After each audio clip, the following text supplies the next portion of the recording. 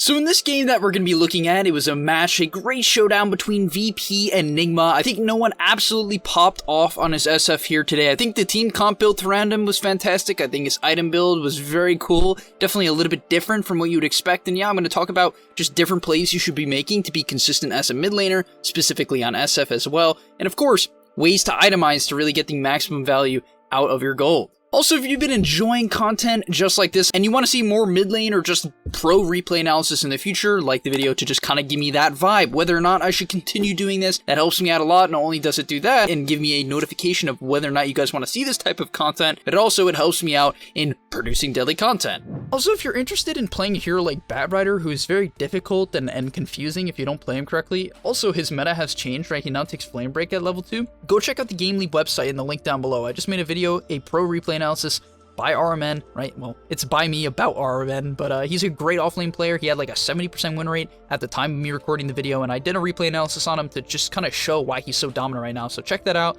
Click the link down below, and I hope I'll see you there, guys. Alright, now let's hop right into it just to get off the laning stage. Not going to talk too much about it. I'll probably do more advanced analysis of the mid lane like I did for Thompson not too long ago. You guys absolutely loved that video, and I'm glad you did. So I'll do more of that in the future for sure, but for now, we're just going to talk about the basics of the laning stage here on SF, how to keep it simple. Because in Dota, when you're trying to get better, in my opinion, like the best of the best, they're good at learning how to keep the game simple. Players who are 2K, 3K, 4K, they try to make the game complex, and like, they'll give you a gajillion different reasons on why things happen or why they did things. I'm like, dude, all you have to do is like raise at these times and you're gonna win the lane. It's like, stop thinking so much, it's so annoying. But let's get into it. So first off, he's gonna start with the raise level 1. Buying 2 mangoes. This is pretty standard SF nowadays. You don't fully commit to magical, right? He still has components to a Wraith Band, a wand, a Fairy Fire, but he does have those 2 mangoes to secure the lane. Now, as you're going to see, right? Long raise to try to harass the Zeus, as well as the range creep and the melee creep. And then he auto-attacks the range creep to then nuke it out, securing 2 creeps right off the bat.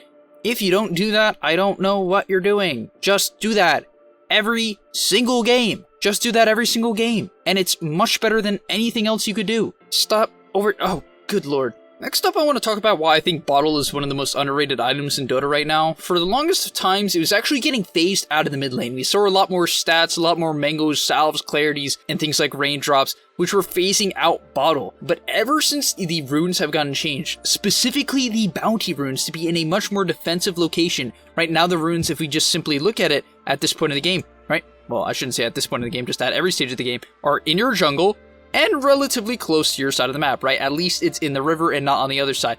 As a result, you can basically guarantee a bounty rune, and this is a big deal, right? It's a big deal. Just the fact that you can get that bounty rune every single game, as long as your team is like slightly securing it or the enemy team isn't invading, you're gonna have a much better game than you would in the past. And upcoming here is really the main reason why I like it so much. So he gets zoned out of lane pretty hard by the Zeus, right? But instantly, at the 441 minute mark, he's able to get his bottle, and this is a massive deal because now he can use it to jungle, right? It's literally so clean. This is such perfect gameplay. And little things like this, actually, I shouldn't even call it a little thing. It's really a big deal, is that he gets a bottle at this perfect timing, right? He goes these 2 stat items. His CS is obviously extremely good, 32 by 441. Some of it is jungle cam, so don't think he's that good at the game, but right, he gets it a fantastic time. He times the bottle to get it around this time, and now with the bottle, he's able to spam out his raise to clear out this Mud Golem and Centaur stack that he made earlier. Just great efficiency. And then on top of that, right, while making the stack and clearing it out, he's able to get 2 bounty runes. He realizes that they're fighting in the bottom lane, so this bounty rune here is not getting contested, and then he can use all 3 of the bottle charges to heal all the way back up to full and get another full bottle. Do you see how powerful that is? That is unbelievably strong. It really, really is. Especially after they remove shrines, a play like that is almost necessary on heroes like Storm and Lina and SF, who require a lot of mana to farm. So keep that in mind next time you're playing in the mid lane. And really, at this point in the game, SF becomes a very, very simple hero, which is why I actually like this hero if people play him properly. Usually, the main issue with SF is that everyone tries to do different things because this hero is very versatile. So, like, some games they'll go this magical build, some games they'll stay mid for 8 minutes, 9 minutes trying to zone out their opponent. Don't do that, guys. Just do exactly what Noone does in this game, almost every single game. And what you're going to see what that is that he just goes for this stat-heavy build with the bottle, right? He literally has 3 stat items, a wand and a bracer to counter out the magical damage from Nigma, and then he gets a boots. Yumps, he's just playing normal Dota. You don't have to go crazy builds every single game. Just do things like this. And also on top of that, the playstyle is just as important. So This is a bit weird, invading the jungle. I generally wouldn't recommend this unless you're, very comfortable or friends with your position 4 player. For the most part, what you want to do is more so focus around on shoving in the mid lane and then taking jungle camps. Upcoming here is my favorite play of the entire match, and the reason is this is what I try to stress to mid laners all the time when I'm coaching, when I'm doing these videos. I'm trying to say, guys, gank around your farming patterns. The reason why you waste so much time and fall behind in net worth is because your ganks are not coordinated around your farming patterns. So here, right, his PL's dead.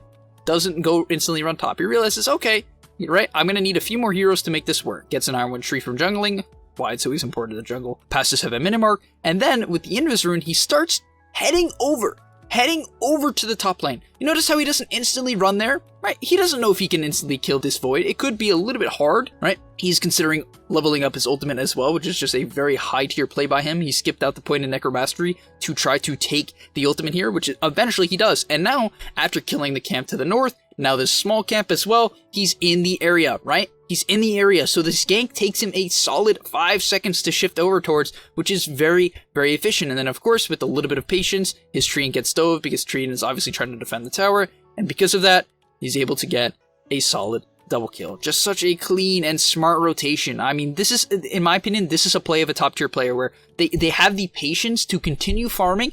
Even though he knows he can kill the Void with the proper Requiem, he continues to farm, shifts over only when they're diving, and when he reads the dive, just beautiful Dota, and in my opinion, doesn't get better than that.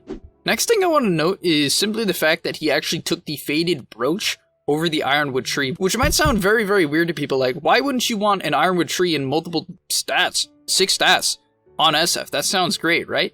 Yes, it does sound great, but I think his reasoning here is that the mana is, of course, solid. It's probably not the main component, but it's more so about the movement speed. I really genuinely believe that. It's more so about the movement speed. Positioning is key on SF, right? You have to be able to position to get maximum value out of this hero, right? So you can get into position for your ulti, just so you can continue right-clicking. You have no innate mobility, right, within SF. And as a result, movement speed is very, very crucial, right? It's not crucial enough to buy phase boosts when treads are just far better for a multitude of reasons. However, it is great just to have this Faded Brooch that's going to give him that extra mana and movement speed to position. And as you're going to see here, lets him shift over, secure the Zeus kill, and then try to get out. Unfortunately, he does end up going down. Enigma had this insane combo here of the Chrono into the Snapfire ulti. I mean, I don't know, it doesn't get more broken than that. Now let's talk a little bit about itemization. So in this case, he's actually going for the Yasha first, and I really like his decision to go the physical damage build this game. It simply is synergistic with his team comp, and at the same time, I think the magical damage build isn't really the best option in a game like this. Reason being is that against a hero like Void, he can sort of time walk off the damage. It's very hard to get to the backline of Nigma if you simply look at their team comp, right? If you overextend and you have Yule's Blink, you're going to insta-die because you will get bolted once, lose half of your health, or get Chrono to Reward, and you're going to instantly die. But a stat-based build that is right-clicky is a lot more harder to burst. It's not nearly as mobile necessarily, right? He is pretty fast with this Yasha and Faded Brooch, but the thing is, it's straight up harder to burst you because he's going to have a lot of HP. And now he goes to Yasha to get a little bit of a DPS item, doesn't want to rush to BKB, but then right after the Yasha, he goes for the BKB. Look at Nigma's team comp. This makes perfect sense. All he has to do is stay alive through the burst, and he'll be able to pump out damage. However, SF's biggest weakness as a hero is his inability to kind of position well and evade spells, right? You can't really juke around and be hard to catch as SF. You sort of just have to live and be able to man up to people, which is why it's very important to farm a lot on SF. If you don't stay ahead in net worth, like he is in this game,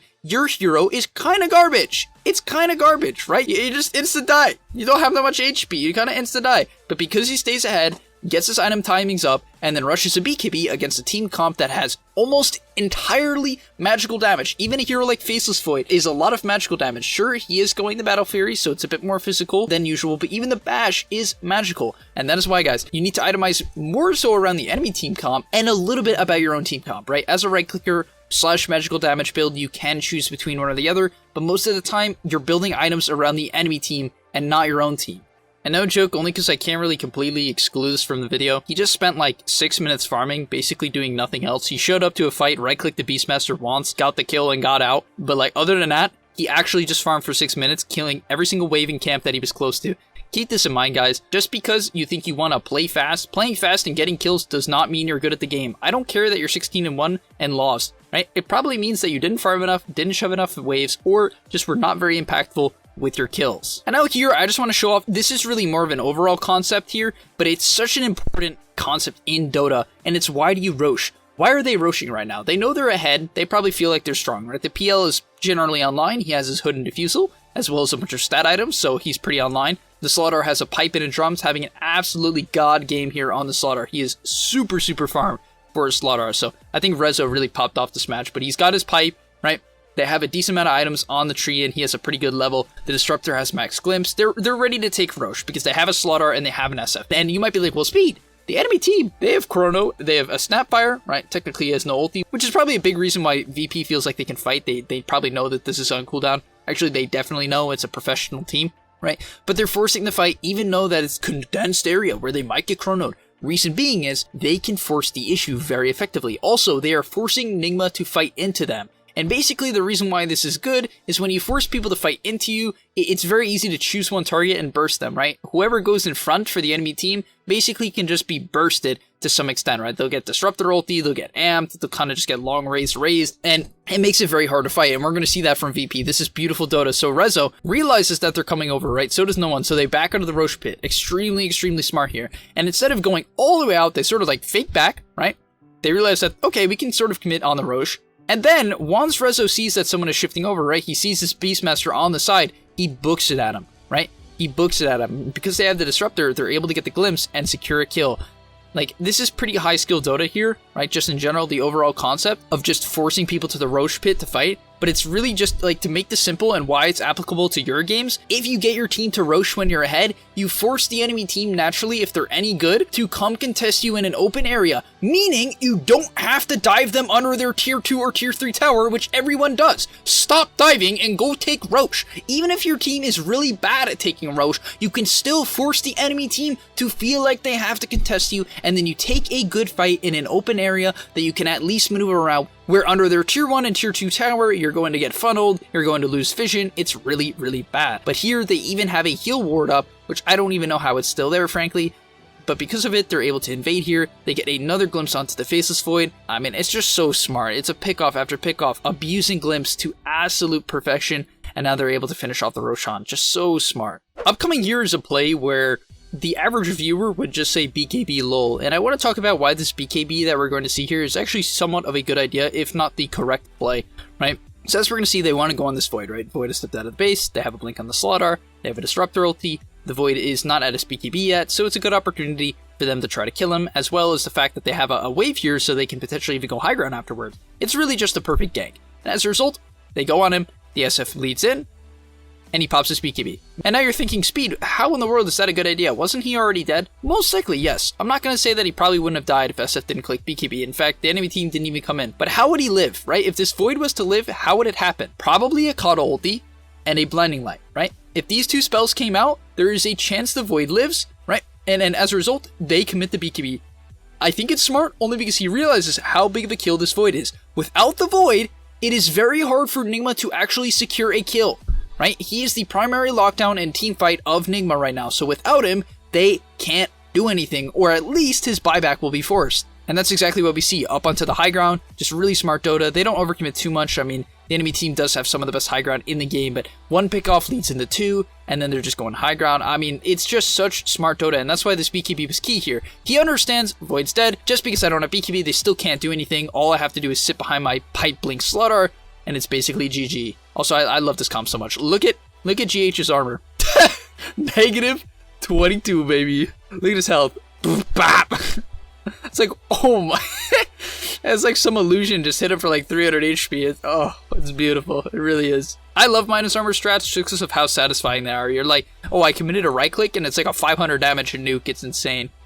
Alright, so the Void respawns here, and I didn't even realize this was a thing. Really cool play by Zayok on the Disruptor. I know this is a bit off topic, I just think it's like a really fascinating thing about Dota, and this is why I love this game so much. Like, you can just learn something new every single time. I mean, I guess I could have assumed that this is a feature of the game. I've just never seen it used like this before, at least in this context. So basically, the Void respawns, right? He's only been alive for, what, 2 to 3 seconds? And the Glimpse actually sends him where he died, right? Where he last got ganked. And yeah, Miracle dies again.